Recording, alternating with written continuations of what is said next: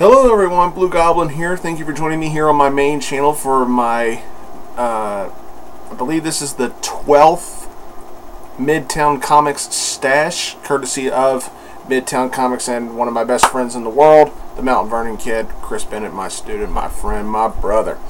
Alright, I only got 2 books to cover on this particular episode, but, yeah, I got these in. As I'm filming this, I am saying to you right now that I got these in yesterday, already read them, and I had to wait for the right time to come on here and film a review on them. Alright, we're going to start off with Black Mask Entertainment. This is a very small independent company from what I understand, and this is called The Liberator, issue number 1. Real heroes don't wear capes. They wear ski masks. I gotta take it out of the bag here just a minute because I forgot the names of the writer and artist here. Okay. Created and written by Matt Miner, with penciling by Javier Sanchez Aranda, colors by Joaquin Pereira. Probably butchered all those names, but yeah, this is the first issue of The Liberator. Now, I wasn't aware I was going to get this, but after reading it, I got to thank Chris and Midtown Comics, for sending it to me. This was really good.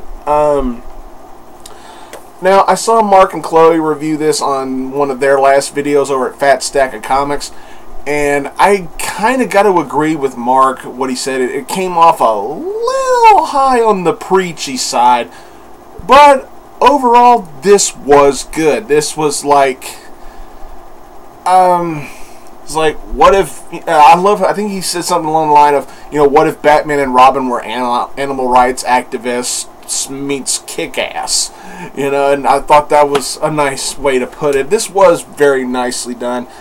I really appreciated this, although I gotta say the artwork was kind of blotchy in a few spots. I mean, there were moments where the characters were like way too shaded, and the inking looked a little too heavy. But overall, I mean, that's just nitpicking. I mean, everything in here just seemed to, it just seemed like, it wasn't superhero universe. This is basically going on in the real world, like Kick-Ass does, and that's really. And it's nice to see some comic books do this. And without giving too much away, it's about a couple of people who are animal rights activists that are out doing, vigilante justice to prevent animal cruelty. And they're willing to go to law-breaking extremes, for the most part, to voice their, excuse me, to voice their opinions and force their beliefs on stopping animal abuse. Now, I for one am all for the halting and flat out stopping of animal cruelty. I myself am an animal lover. I have 2 dogs who I consider my kids, and it breaks my heart when I see an animal get tortured or when I see an animal suffer. You ever see those commercials for animals where they show you video and pictures of abused animals? I can't look at those because it just breaks my heart. And I guess if you're an animal rights activist, you will love this book, and if you happen to read comics as well, you will love this book. I gotta show my favorite part of the book. Our little red-haired beauty here is doing another one of her routine protests, and the cops get involved, and she just simply goes like this: "Fuck you!" This was great. Thought it ended on kind of an awe kind of moment, but it was really nicely done. I really appreciated this. I'm glad Chris sent this to me. Liberator number 1, truly amazing. All right, next up, to close out this episode, we got Sonic Universe number 53. The Chaos Devil Strikes. Now, I'm going to go ahead and say it right now. That's false advertising. Mega Man and Sonic do not fight the Chaos Devil. the Chaos Devil instead is has to be contained, and later on in this issue by Bass and Metal Sonic. It's in fact Mega Man and Sonic's opposites. This is part 8 of the 12-part series of Worlds Collide. This is actually the end of Act 2. Act 3 starts in the next part, which I believe is in Sonic the Hedgehog issue 250.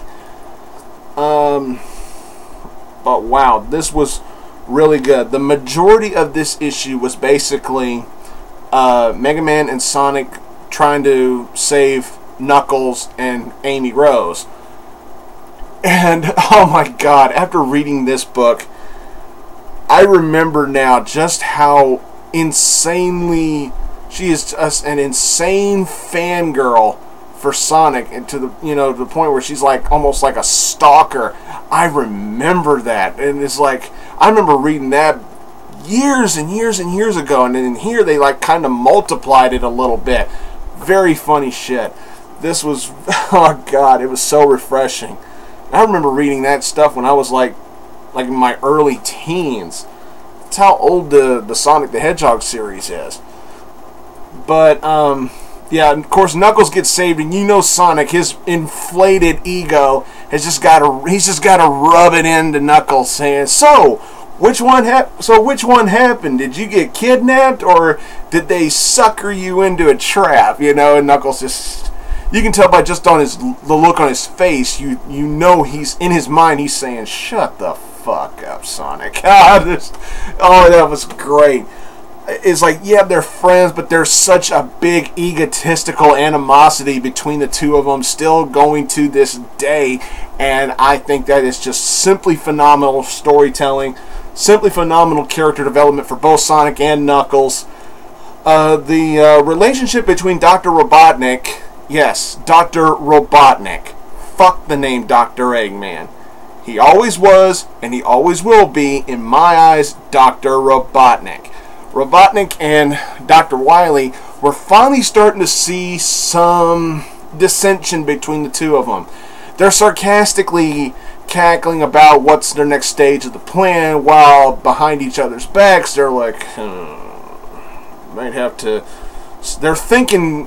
Each of them are thinking to themselves, may have to cut this relationship and call it a day, and just leave your dumb ass stranded. They're both thinking the same thing, and I'm glad that they dragged it out as much as they could. For the majority of the first 2 acts, they actually got along with each other. Such a flip from, because you would think with their massive egos they would despise each other, but we didn't get any dissension until now, and I think that really helps the villains when they actually get along and they're able to keep being one step ahead of the heroes. Now that Act 2 is over, I'm really anxious to see what's in it for Act 3, how this story will conclude. And keep in mind, because the two worlds are going about with each other, they're not just merging or aligned with each other, they're also like rewriting themselves. Remember, in the last part they were losing some of their memories, including one about Sally.